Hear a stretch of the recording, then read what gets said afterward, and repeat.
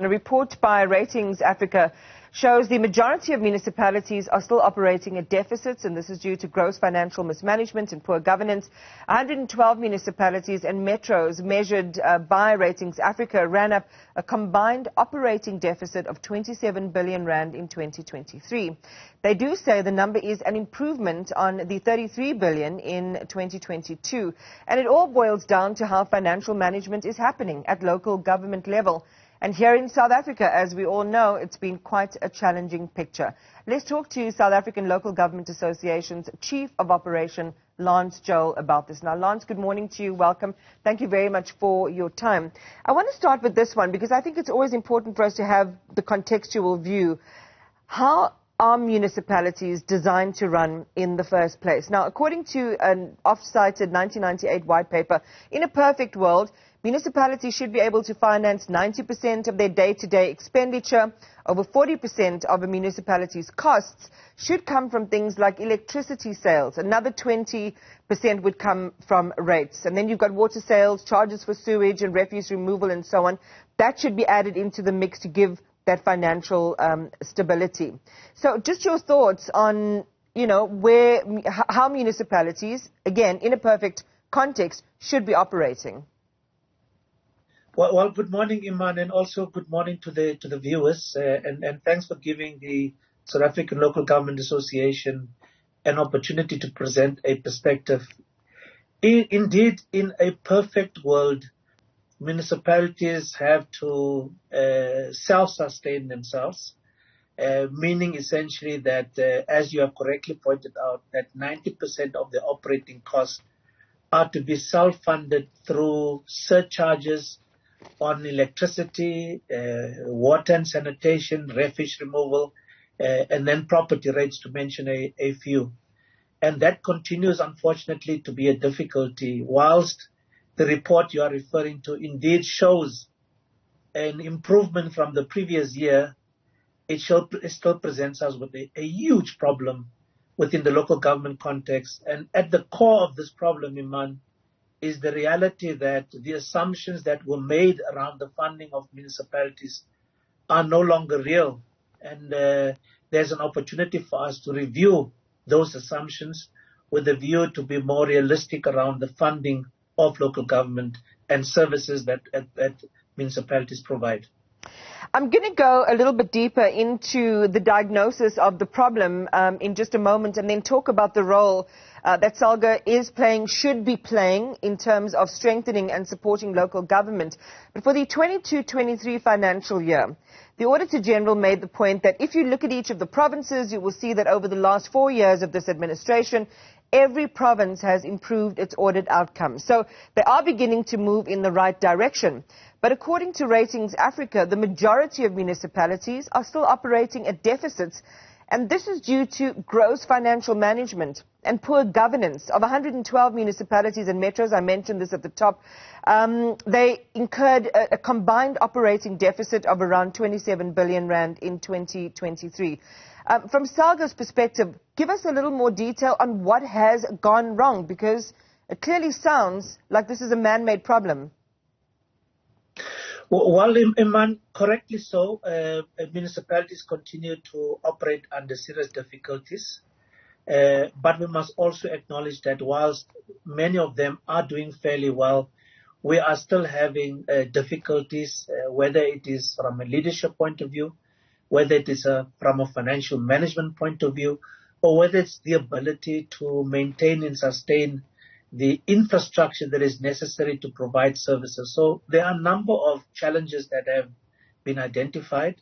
And as SALGA, we have been at the forefront in developing, together with other partners and working collaboratively with other partners, defining what should be done to turn this tide around and improve the sustainability of municipalities, but also the provision of services on the part of municipalities. So there are indeed weaknesses that are finding expression in the system, but there's a response to those particular weaknesses. Would you say that the response, again, and with respect, Lance, we have been in this situation many times. We almost expected, like we expect Christmas, for the Auditor General to say that, municipalities have not done well. They haven't met their financial targets. There's a great deal of mismanagement and financial disruptions, the non-adherence to the MFMA and things like that. So we've been talking about strengthening the local government and governance system for many years. And again today we're talking about the admissions of, yes, there are weaknesses and we need to provide better support. It seems that the interventions that you've proposed are not working. Well, Iman, as much as we are saying there is a problem and there is a response there too, and yet there, on the other side, is an indication that there's a very slow response on the part of municipalities. There is no need for us to give up. We must continue to provide the necessary support to our municipalities. We must continue to engage with those that are at the forefront of the decision-making in municipalities to improve governance arrangements within municipality, to improve financial management in municipalities. But it's also important for us to look at the other side of the coin. And recently we saw Stats SA releasing the non-financial performance of municipalities. And this essentially is an indication from Stats SA on particularly the extension of services, whether it's water, electricity, sanitation, or refuse removal. There's improvements on that front, but the acknowledgement is sustaining those services. Whilst we, at the local government level, are extending services, perhaps a weakness is in ensuring that they are provided in a sustainable manner. And at the core of this sustainable manner is creating financially sustainable municipalities. The inability of municipalities to collect what is due to them, and currently that amount is sitting at just under 340 billion rands that is owed by households, business, and government to municipalities. That contributes to the ability of municipalities to respond to the service delivery obligations, and ensure that indeed they sustain those services to households. Well, you're opening up another can of worms there, Lance, because we know that, cities around the country have had successive issues around billing, the chaos around billing, making sure that they are able to do that revenue collection. Some municipalities, and I think it's in the Ratings Afrika report, I didn't highlight it for our conversation, but talked about, collection notices aren't even in some cases handed out by the city. So there is a huge gap that they need to do, even though citizens do have a responsibility to pay for what they use. The city has to run a tight ship when it comes to revenue collection. If I can, I want to put it to the side for just a moment, because I want, by way of educating our viewers as well, is to look at the convergence of the roles that SALGA plays in our local municipalities when it comes to the deployment of councillors and so on, and the work that they are supposed to do. Just share with our viewers the initiation and the orientation process that councillors are meant, to go under in order to prepare them for this very important role. Well, certainly, Iman, an important part of governance is having councillors that are appropriately skilled, qualified, and experienced to execute those responsibilities. What is outside of the control of SALGA is the type of councillors that we ultimately inherit. That comes from political parties. It is political parties who put forward candidates that stand for elections and are duly elected. We, unfortunately, accept what we receive, but we have a core responsibility to improve the capacity of those councillors, whether it is capacity around understanding how municipalities operate and function, or whether it is improving their capacity around how to do their oversight work as councillors, particularly around financial management, around the extension of services to communities. So there is a broad band of capacity programs that we drive as SALGA, so that we are able to, accepting the type of councillors that we receive with varying experiences and skills, try and build that capacity so that it assists them in making better decisions, but also assisting them in understanding what their roles and responsibilities are, such that it improves governance at the municipal level. If there's time, I want to go back to capacity building, but I think it's so interesting, Lance, how you framed the caliber of councillors that you are given, because you don't go out and vet them. This is what political parties are putting forward.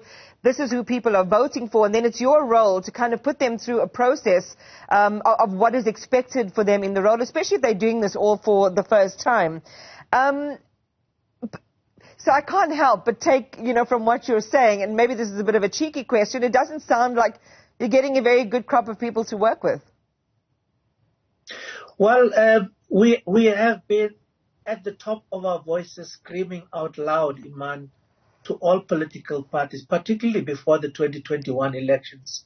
But also we continue to make this point that to improve governance and the delivery of services at the municipal level, we do need the right people to take up leadership positions in municipalities. And unfortunately, the local government space, municipalities are fairly complex. And therefore, we have to take into account that complexity and ensure that the people that take up those positions are indeed appropriately skilled and qualified to play those roles.